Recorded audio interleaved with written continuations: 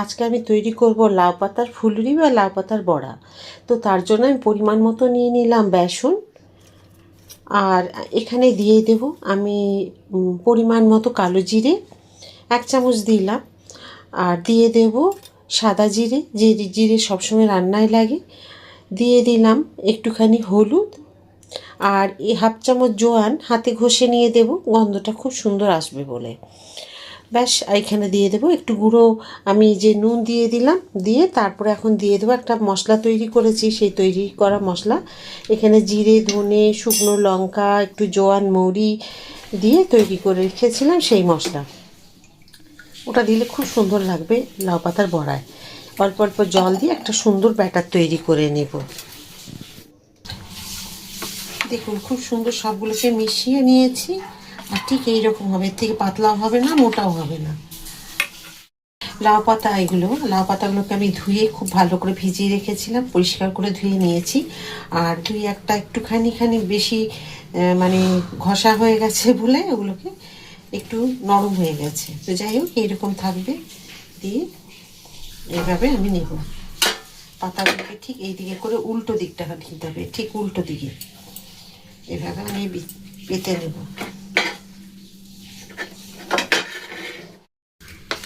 এর মধ্যে মাখিয়ে নেব।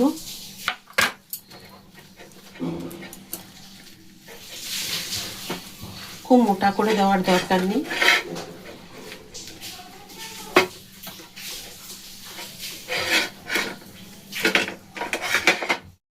দেখুন আরেকটা দিলাম, এরপর দেব আরেকটা। এইভাবে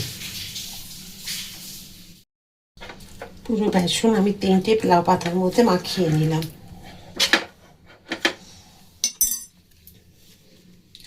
ঠিক এইভাবে দেবো একটা, আরেকটা দিয়ে দেবো এইভাবে, আরেকটা দেব এখান দিয়ে। থালাটা ছোট হয়ে গেছিল, এইভাবে মুড়ে নিলাম, এটাকেও এইভাবে মুড়ে নেব।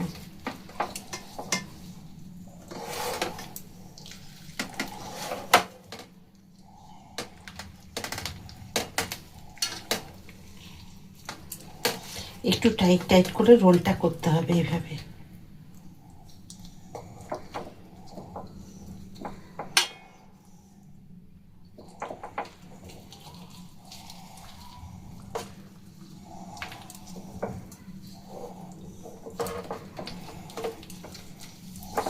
এই যে দেখুন, এইরকম আপনারা 3টে-4টে রোল করে নিতে পারেন। একটু জল দিলাম, দিয়ে এটাকে বসিয়ে দিলাম, দিয়ে একটা ঢাকা দিয়ে দিলাম 10 মিনিটের জন্য।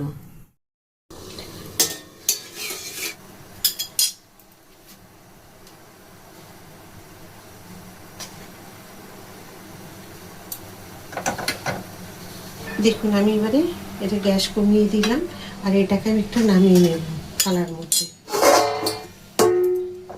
একটু ঠান্ডা হয়ে গেলে তারপর দেখাবো।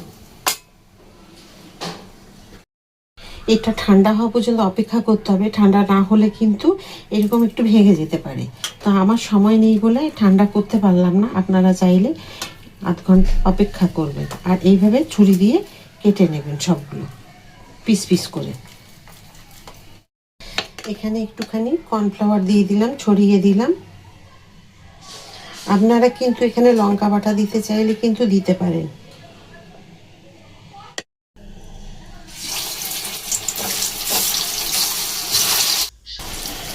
দেখুন আমি যেভাবে ভেজে নিচ্ছি, আপনারাও কিন্তু এইভাবে ভাজবেন, তাহলে খেতে খাস্তা মুচমুচে হবে।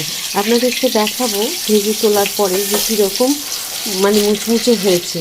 এই ফুলুরি বড়াগুলো লাউ পাতার আপনারা এরকম বিকেলে চায়ের সাথেও খেতে পারেন সস দিয়ে, কেউ গেস্ট আসলেও ভেজে দিতে পারবেন, আর ডালের সাথে ভাত দিয়েও খেতে খুব ভালো লাগবে। কমেন্ট করতে ভুলবেন না। রাধা রাধা।